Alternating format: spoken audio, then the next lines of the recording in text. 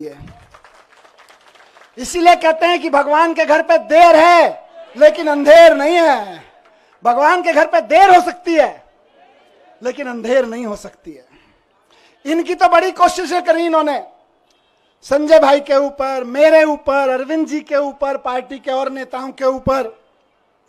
देश के सख्त से सख्त कानूनों की सख्त से सख्त धाराएं लगा के इनको बंद कर दो झूठे सच्चे केस में, और ऐसी ऐसी धाराएं लगा दो जो दुनिया भर में आतंकवादियों के ऊपर लगाई जाती हैं।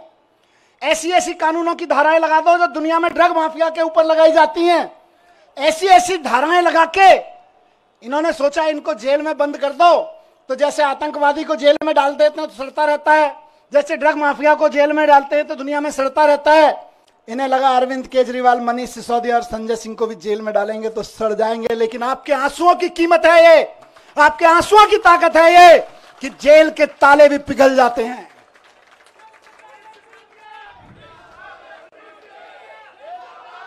एक ही चीज कहूंगा, कल सुबह मैं बैठा था कि सारी दुनिया की सारी बुरी ताकतें भी इकट्ठी हो जाए ना, तो जो सच्चाई के रास्ते पे चलता है उसका साथ भगवान देता है, उसका साथ भगवान जरूर देता है। और ये आज बजरंगबली की कृपा है कि 17 महीने बाद सही लेकिन मैं आपके बीच हूं। और अभी गया मैं बजरंगबली के मंदिर में, पंडित जी ने आशीर्वाद दिया। वहां जो पंडित जी मौजूद होते हैं वही बजरंगबली जी के वाणी बोल रहे होते हैं। उन्होंने बजरंगबली जी की वाणी से आशीर्वाद दिया कि विजयी भव, सफल भव। मैंने कहा जी एक ही सफलता का मंत्र है, दिल्ली के एक एक बच्चे के लिए शानदार स्कूल बना के देने हैं, यही हमारी सफलता है। और इसके लिए मैं कल से कह रहा था अपने साथियों से, हम तो रथ के घोड़े हैं, हमारा असली सारथी अभी जेल में बंद है, वो भी बाहर आ जाएगा। फिर उसके बाद हमको तो जहां हकेंगे हम हकेंगे, लेकिन हमारा असली सारथी अभी जेल में बंद है और जेल के ताले टूटेंगे, बहुत जल्दी छूट के आ जाएंगे। बहुत कृपा है अरविंद जी के ऊपर बजरंगबली की। आपको याद है ना, लंबे समय से बहुत सारे लोग साथ हैं, कितने शुगर का पेशेंट होने के बावजूद कितना लंबा लंबा फास्ट किया, केवल बजरंगबली जी की कृपा से। तमाम तरह के आरोप, इतने इतने आरोप लगाए झूठे झूठे, बच गए, निकल के आ गए केवल अरविंद जी बजरंगबली जी की कृपा से। और मैं समझता हूं भगवान की कृपा, बजरंगबली जी की कृपा हम पर कल हुई बाबा साहब के दिए हुए संविधान की बदौलत। बाबा साहब ने, जब ये मुकदमे की सुनवाई चल रही थी, मैं बहुत ध्यान से सुन रहा था, पढ़ रहा था, पूरी डिटेल ले रहा था वकील साहबों से। बाबा साहब ने 75 साल पहले, करीब 75 साल पहले अंदाजा लगा लिया था कि कभी कभी ऐसा भी होगा, हम लोकतंत्र का संविधान बना रहे हैं, लेकिन कभी कभी ऐसा भी होगा कि इस देश में तानाशाही ताकतें आके आतंकवादियों और ड्रग माफियाओं पर लगाए जाने वाले कानून को आम आदमी के ऊपर लगाएंगे, व्यापारियों के ऊपर लगाएंगे, विपक्षियों के ऊपर लगाएंगे। तो उस वक्त उन व्यापारियों को, उन आम आदमियों को, उन विपक्षियों को कौन बचाएगा? तो बाबा साहब ने पहले ही लाइन जोड़ दी थी, संविधान बचाएगा। यही भगवान की कृपा है। कौन बचाएगा उनको जब तानाशाह सरकार अपना जुल्म करेगी, एजेंसियों का दुरुपयोग, कानूनों का दुरुपयोग करेगी, जेलों का दुरुपयोग करेगी, तो कौन बचाएगा? 75 साल पहले उस महान शख्सियत ने लिख दिया था कि मैं ऐसा संविधान दे रहा हूं कि तुमको संविधान बचाएगा। आज हम संविधान के बदौलत खड़े, संविधान की ताकत से यहां पे खड़े हैं। आज मैं शुक्रगुजार हूं देश के संविधान का, बाबा साहब का, और साथ साथ बहुत विनम्र निवेदन के साथ में माननीय सुप्रीम कोर्ट का, बहुत विनम्र सम्मान के साथ में माननीय सुप्रीम कोर्ट ने संविधान की दी हुई ताकत का इस्तेमाल करते हुए कल तानाशाही को कुचला, तानाशाही को कल गलत ठहराया। और माननीय सुप्रीम कोर्ट के साथ साथ मैं बहुत तहे दिल से शुक्रगुजार हूं उन वकीलों का जो पिछले 1.5 साल से, 17-18 महीने से, और बल्कि उससे पहले से भी पूरी लड़ाई लड़ रहे हैं।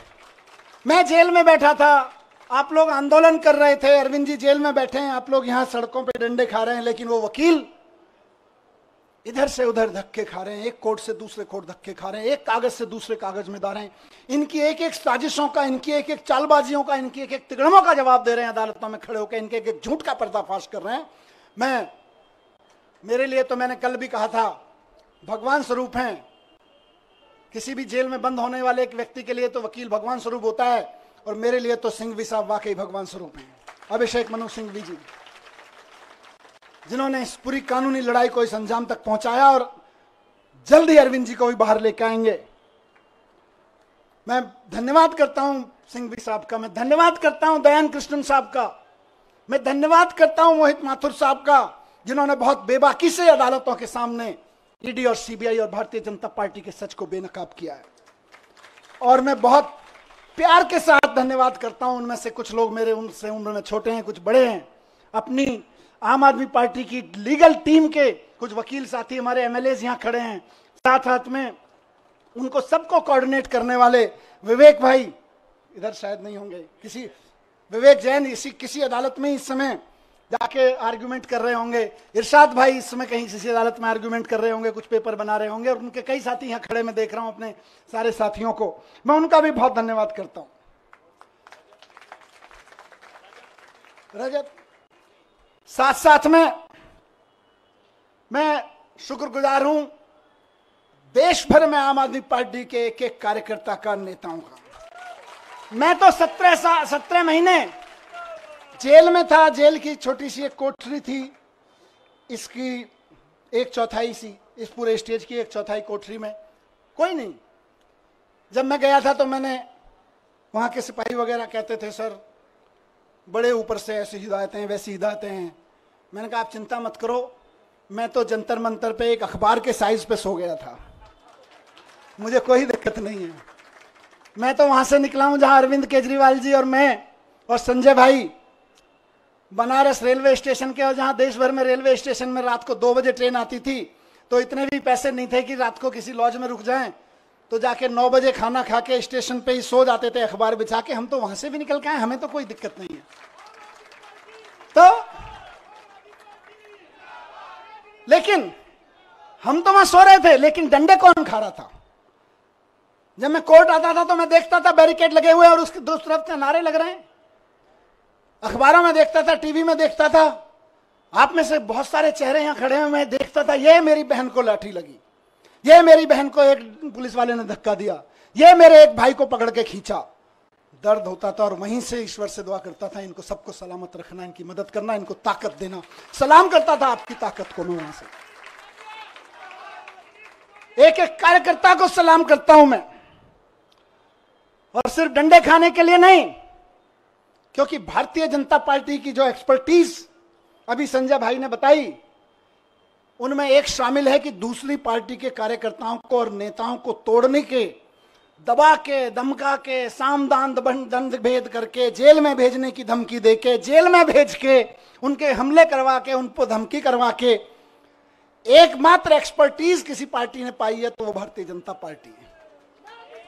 लेकिन उसके बावजूद आप टिके रहे, एक एक आदमी टिका रहा, एक एक आदमी झुका नहीं, टूटा नहीं, एक एमएलए कैसे सारे खड़े हैं। मैं जानता हूं किस किस के ऊपर क्या क्या दबाव नहीं था और क्या क्या नहीं होगा और क्या क्या धमकियां नहीं आ रही थी, लेकिन उसके बावजूद बेबाकी से खड़े रहे, सीना तान के खड़े रहे। उस सीने, तने हुए सीने को मैं सलाम करता हूं आप लोगों को, आप डटे रहे। और आज देखिए मजे की बात, अब तो दुश्मन भी इस बात को मानने लगा है कि यार इन आम आदमी पार्टी वालों में कुछ तो मिट्टी है, जो 17 महीने 6 महीने जेल में रह जाते हैं इनके नेता, उसके बावजूद ना झुकते हैं ना टूटते हैं। किसी मिट्टी के तो बने हैं, ये उस मिट्टी के बने हैं। मैं बताता हूं, ये उस मिट्टी के बने हैं भारतीय जनता पार्टी वालों, जिस मिट्टी पर भगत सिंह का पसीना की बूंदें गिरी हुई हैं, जिस मिट्टी पे गांधी ने गोली खाई थी, जिस मिट्टी पे भगत सिंह के पसीने की बूंदें गिरी हुई हैं, जिस मिट्टी पे खड़े होकर बाबा साहब ने तुम्हारी जैसे लोगों की ताकतों के, उस वक्त की ताकतों के जुल्म झेले थे, उस मिट्टी से ये बने हुए हैं। इनको तुम्हारी तोता मैना क्या तोड़ पाएंगे, ये तुम्हारे सीबीआई और ईडी क्या तोड़ पाएंगे, इनको नहीं टूटे लोग। और मैं जेल में बैठा बैठा दुआएं करता रहा और सलाम करता रहा अपने एक एक साथी को कि यह है अरविंद केजरीवाल की मुट्ठी, यह है अरविंद केजरीवाल की फैमिली, यह है अरविंद केजरीवाल का कुनबा, जिसकी एक उंगली को भी हिम्मत से हिला नहीं पा रहे हो तुम लोग। वाह, फक्र था मुझे सब पे। आपने कहा ना कि आप आंसू बहाते थे बाहर, मैं कहता हूं मैं फक्र से सीना चौड़ा करके उस जेल की कोठरी में बैठा होता था अपने एक एक भाई पे के ऊपर और एक एक बहन के ऊपर। यह मेरी ताकत थी। जेल के अंधेरे, मैं कहूंगा कि जेल के अंधेरे में यह ताकत तो होती है कि वो तोड़ तो सकती है, लेकिन जिसके बाहर इतना प्यार, इतनी ताकत, इतना सम्मान। मैं कल से उतरा हूं, मुझे किसी ने बोला मनीष जी 17 महीने बाद आ रहे हो, 2 दिन के लिए रेस्ट पे चले जाना। मैंने कहा यार, जेल के बाहर कदम रखने के बाद पहला हाथ जिस कार्यकर्ता ने पकड़ा था और रात को घर तक जो दूर खड़ा था केवल देख के गया है, वो उम्मीद लगा रहा है कि मेरा मनीष सिसोदिया, मेरा भाई बाहर आ गया है। और मैं कहूं नहीं, मैं तो छुट्टी जा रहा हूं यार, नहीं, खून पसीना बहाने के लिए बाहर आया हूं, छुट्टियां मनाने के लिए नहीं। एक एक दिन जो संजय भाई ने नारा दिया है कि इनकी जमानत जब्त कराएंगे, आज से और अभी से लग रहे हैं। और बीजेपी वालों, ढूंढते रह जाओगे कहां गई वोटें, कहां गई वोटें। आज से लगना है सबको। जो सुन रहे हैं सोशल मीडिया और मीडिया के माध्यम से, एक एक कार्यकर्ता साथी को कहना चाहता हूं, दिल्ली के एक एक नागरिक को, हरियाणा के एक एक नागरिक को, देश के एक एक नागरिक को कहना चाहता हूं कि इस तानाशाही के खिलाफ तो एक एक आदमी को वोट करना पड़ेगा। सवाल हमारा नहीं है।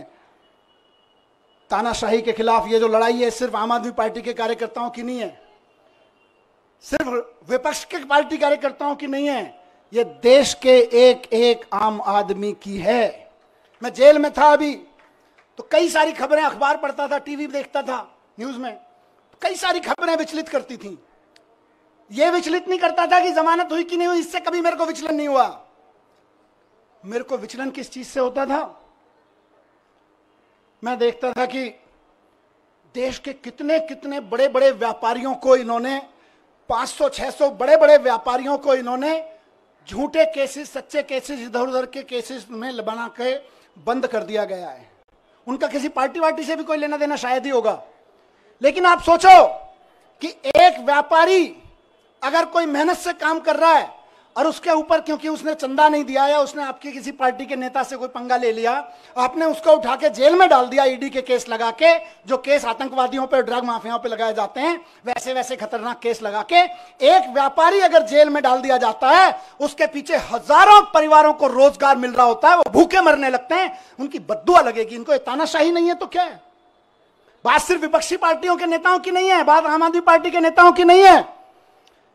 बड़े बड़े व्यापारियों को उठा उठा के जेल में डाले दे रहे हैं, और एक किसी कंपनी का चेयरमैन जेल में चला जाता है, किसी का मालिक जेल में चला जाता है, हजारों हजार लड़के लड़कियां जो वहां नौकरी कर रहे होते हैं, उनके घर में टेंशन हो जाती है, क्या करेंगे, कल को कहां से खाएंगे। आपको समझ में नहीं आता, ये नौकरियां खा रहे हो आप लोग अपने चंदे के धंधे पर। ये तानाशाही नहीं है तो और क्या है?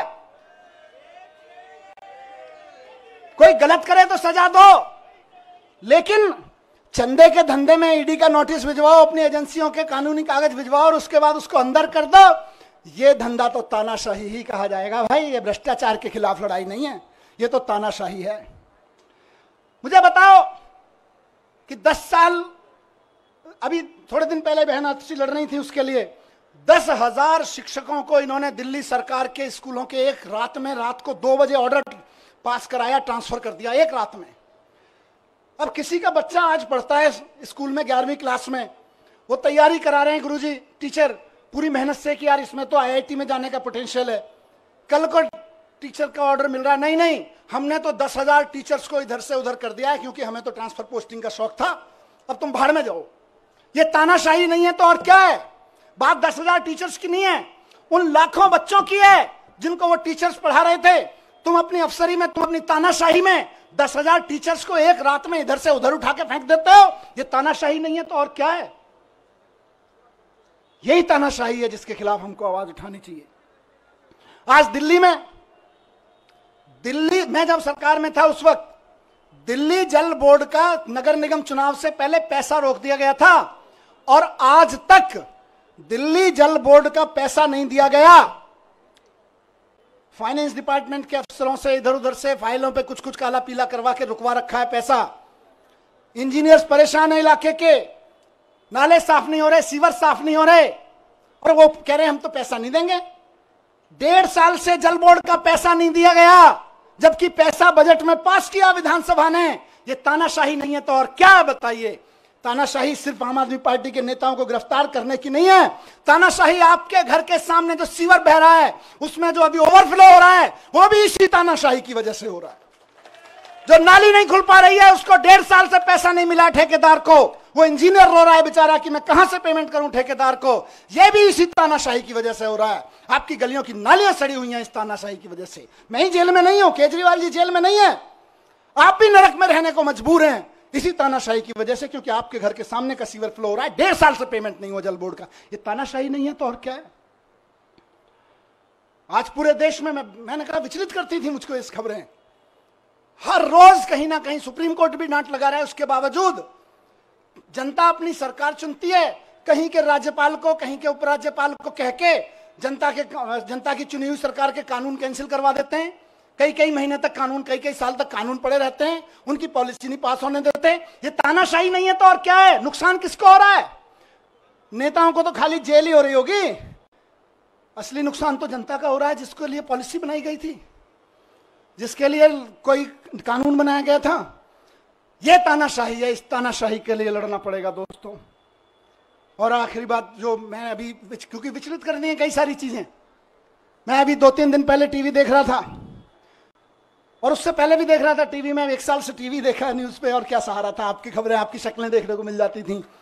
मैंने देखा कि देश के गांव से एक बहुत प्यारी सी हमारी बेटी निकल के खेलों में देश का परचम लहराती है सारी दुनिया में, और जब वो खड़े होकर कहती है कि आपकी पार्टी के एक अफसर ने, आपके लगाए हुए एक फलाने नेता ने हमें छेड़ा है, तो आप उसको गिरफ्तार तक नहीं करते, और हमारी उस बेटी के ऊपर तरह तरह के सोशल मीडिया ट्रोलिंग और ये सब कराते हो। ये तानाशाही नहीं है तो और क्या है, मुझे बताइए? और तुम्हारे उस, ये बेशर्मी तानाशाही है कि उसको गिरफ्तार तक नहीं किया जाता। इस देश की बेटियां जंतर मंतर पे बैठी रही, खिलाड़ियां, हम और आप सब अपने बच्चों को खिलाड़ी बनाने का सपना देखते हैं। बेटियों को कहते हैं जा बेटी उछाल, लगा छलांग और छा जा फलक पे, और उसको कोई बैठ के वहां पे, इनका चमचा बैठ के उसको छेड़े तो हमें सहन होगा। लेकिन ये तानाशाही है कि उसको गिरफ्तार तक नहीं करते हो तुम। यही तानाशाही है दोस्तों। और उस तानाशाही का चरम स्वरूप हमने देखा कि अब उस बेटी के साथ क्या किया गया। मैं बहुत ज्यादा नहीं कहूंगा उस बारे में, लेकिन सबको पता है किसने किया और क्या किया। आज अगर उसके आंसू बहे हैं तो कुछ तो खेल किया गया है, कुछ तो खेल किया गया है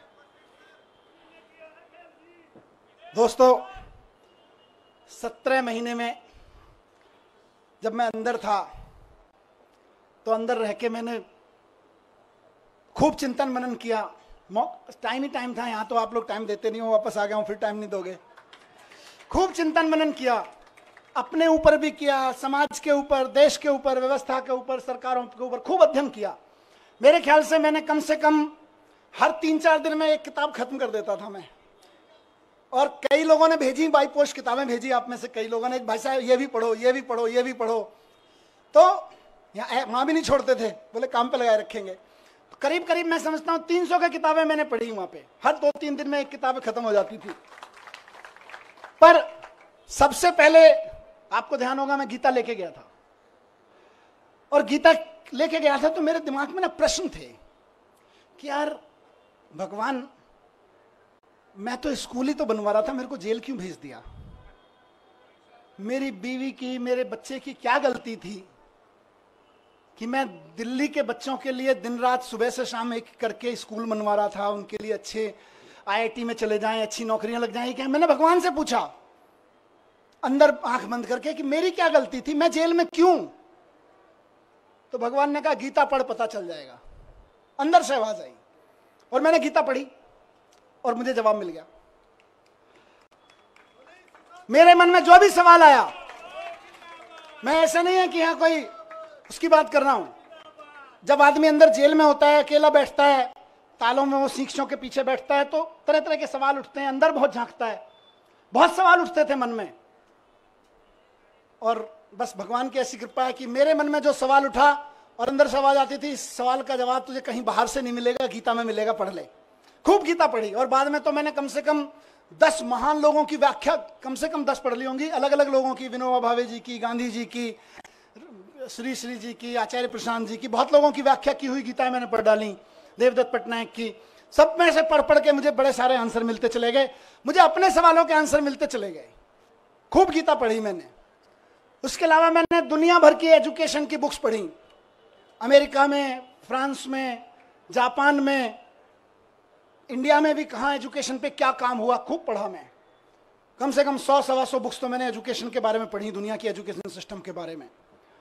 और मैंने एक चीज जानी दोस्तों, और मेरा इरादा और फर्म होता गया, आप और हम तो पहले से ही उस पर यकीन करते हैं, मेरा यकीन वहां पक्का होता गया कि भारत को 2047 तक अगर विकसित राष्ट्र बनाना है तो एक एक बच्चे के लिए शानदार सरकारी स्कूल उपलब्ध कराए बिना कोई रास्ता नहीं है भारत को विकसित राष्ट्र बनाने का। 17 महीने में, उससे पहले कि अपने काम, आप सबके काम और इस अध्ययन चिंतन मनन के बाद लेके लौटाऊं और कुछ दुनिया के बारे में सोच समझ के लौटाऊं कि अगर भारत को विकसित राष्ट्र बनाना है तो देश के एक एक बच्चे के लिए शानदार सरकारी स्कूल, और जहां प्राइवेट हैं उनकी प्राइवेट स्कूलों की फीस कंट्रोल में रखो। इसके अलावा विकसित राष्ट्र बनाने का कोई राजमार्ग नहीं है, कोई रास्ता नहीं है। और अगर कोई आदमी कहता है कि मैं शिक्षा की बात किए बिना भारत को विकसित राष्ट्र बनाने की बात कर लेता हूं तो जुमलेबाजी होगा, वो केवल जुमले फेंक रहा होगा, विकसित राष्ट्र नहीं बनेगा।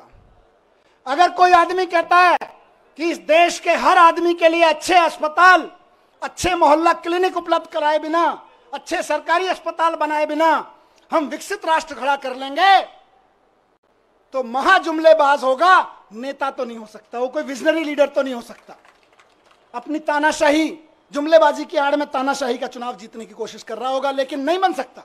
बिना शिक्षा के, बिना स्वास्थ्य के विकसित राष्ट्र बन ही नहीं सकता। दुनिया का कोई राष्ट्र विकसित नहीं बना बिना शिक्षा, बिना स्वास्थ्य और बिना रोजगार पे काम किए हुए। विकसित राष्ट्र की बात हो रही। अब इनको दर्द क्या है? आम आदमी पार्टी ये कर दे रही है। हम नहीं कह रहे, लोग कह रहे हैं कि यार ये बच्चे पढ़ जाएंगे तो अपने आप 2047 का भारत विकसित हो जाएगा। आज ये जो माँ बाप हैं, जो कल आने वाले समय के माँ बाप हैं, ये अगर इनको सबको अच्छे अस्पताल मिल गए, आने वाले बच्चों के लिए अच्छे अस्पताल मिल गए तो अपने आप भारत विकसित हो जाएगा। ये आम आदमी पार्टी कर दे रही है। दिल्ली में कर दिया, पंजाब में कर दिया, इस भरोसे पे गुजरात में, गोवा में, सब जगह वोटें पड़ने लगी, तब इनको दिक्कत हो रही है। इसीलिए सबको जेल में डालने पर आ गए। फिर से सलाम करता हूं कि इनकी तमाम ताकत के बावजूद, इनकी तमाम साजिशों के बावजूद, बुरे वक्त में चट्टान की तरह से इकट्ठे होकर खड़े रहे आप सब लोग, उस जज्बे को मैं सलाम करता हूं। ये पार्टी की ये लीडरशिप, बीच बीच में लीडरशिप यहाँ खड़ी है, बैठी है, कई सारे एमएलए साथी, कई सारे सीनियर लीडर्स यहाँ सब खड़े हैं। ये सब एक मुट्ठी की तरह से जिस तरह से खड़े रहे वो मिसाल है। आने वाले समय में जब आम आदमी पार्टी का आगे जाके राजनीतिक इतिहास लिखा जाएगा देश का, तब लोग कहेंगे कि सबसे बुरे दौर में पार्टी की सारी सीनियर लीडरशिप अपना खून पसीना एक करके सड़कों पे लड़ रही थी, एकजुट होकर लड़ रही थी। ये केजरीवाल जी का कुनबा एकजुट होकर लड़ रहा था, केजरीवाल जी का कुनबा बिखरा नहीं, केजरीवाल जी के साथ खड़ा रहा। इसी से इनको डर लगता है। और फिर कह रहा हूं कि भारतीय जनता पार्टी को अगर लगता है कि मनीष सिसोदिया को जेल भेजने के बाद वो दिल्ली की शिक्षा क्रांति को रोक के लगा देंगे, तो वो गलती कर रहे हैं, वो भूल कर रहे हैं इस बात की। दिल्ली के हर गरीब आदमी को, और ये इलेक्शन का ऐलान कर रहा हूं, दिल्ली के हर गरीब आदमी को बेहतरीन शिक्षा देके उसको समाज की मुख्य धारा में लाने का सपना पूरा करने के लिए हम अपनी जान भी दे देंगे। तुम जेल की क्या बात करते हो यार? तुम जेल से डराते हो, हम जान देने के लिए तैयार हैं।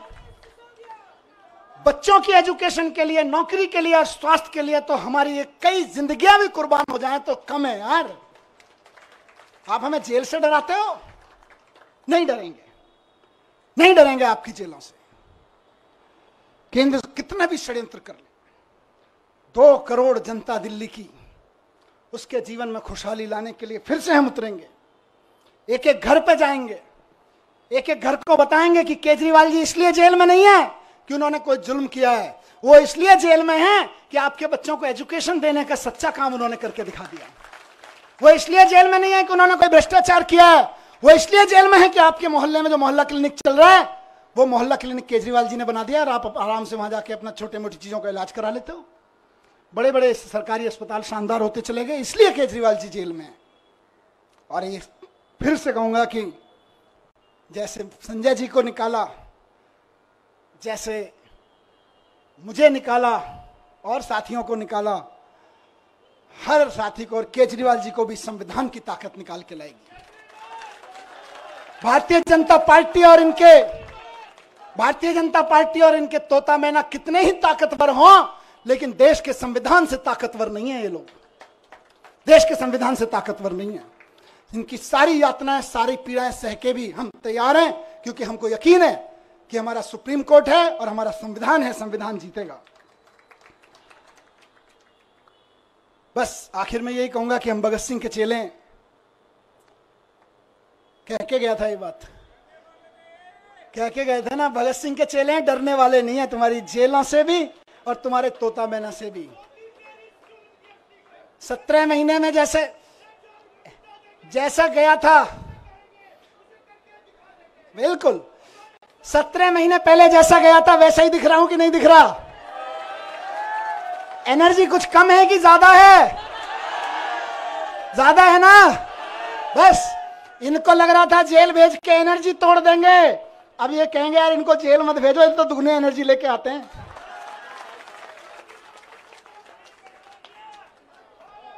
तो दोस्तों आखिर में एक बात कहूंगा और वो इंपॉर्टेंट चीज है। देखिए, मैंने सारी बात इसलिए कही क्योंकि तानाशाही की लड़ाई है, और ये तानाशाही मेरे लिए नहीं, अरविंद केजरीवाल जी के लिए नहीं, आम आदमी पार्टी के कार्यकर्ता और नेताओं के लिए नहीं, विपक्ष के पार्टी कार्यकर्ता और नेताओं के लिए नहीं, देश के एक एक आदमी को बचाने के लिए है।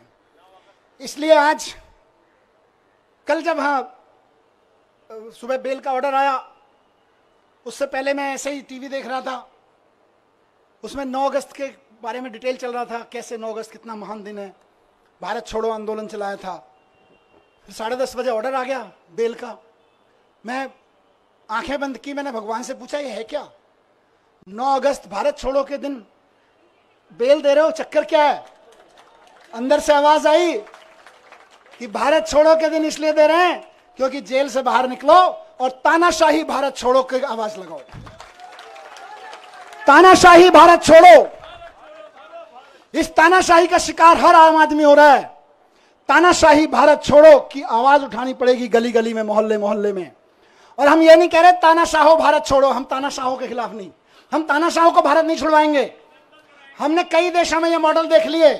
वो क्या करते हैं कई तानाशाह, वो बड़े बड़े आंकड़े दिखाएंगे, देखो हमारी इकोनॉमी इतने मिलियन ट्रिलियन फिलियन पहुंच गई, जीडीपी फीडीपी के आंकड़े इतने बढ़ गए।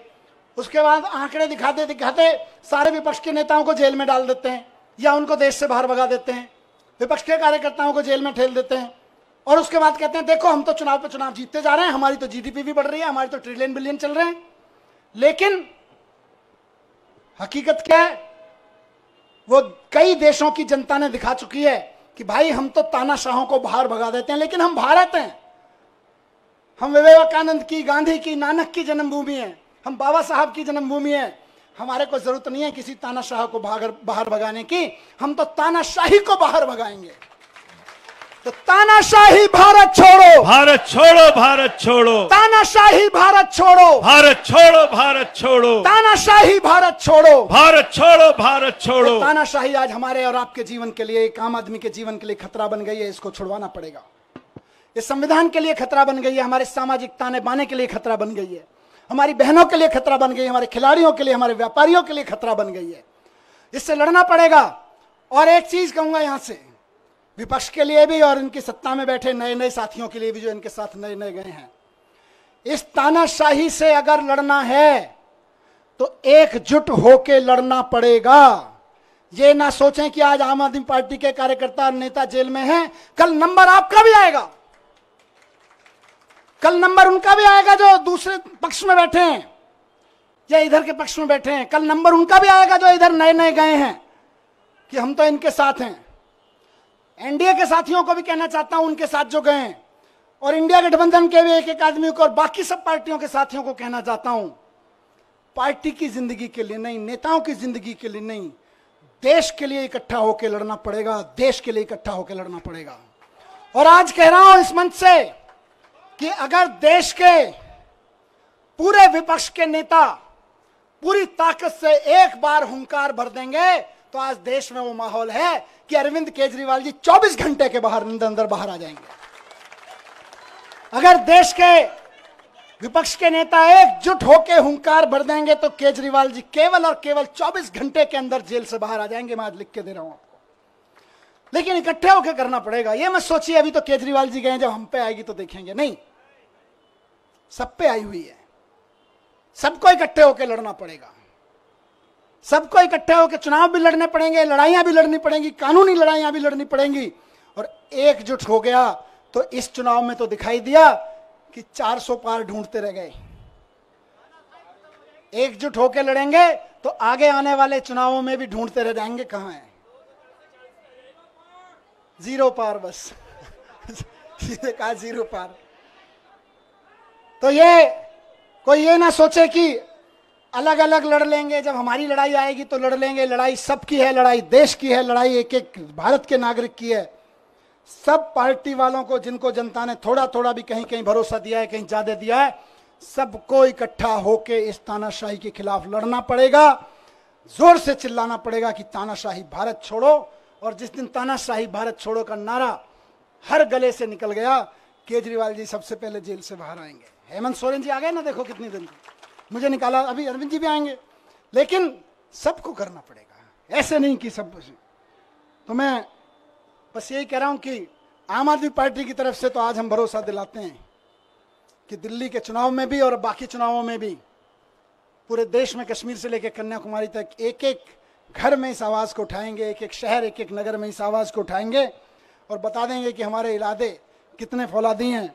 तुम चाहे जितनी यातनाएं दे लो, तुम चाहे जितने जुल्म कर लो, जब तक इस देह में प्राण रहेगा और माथे पे संविधान रहेगा, इस दिल में हिंदुस्तान रहेगा। भारत माता की, भारत माता की। बहुत बहुत धन्यवाद।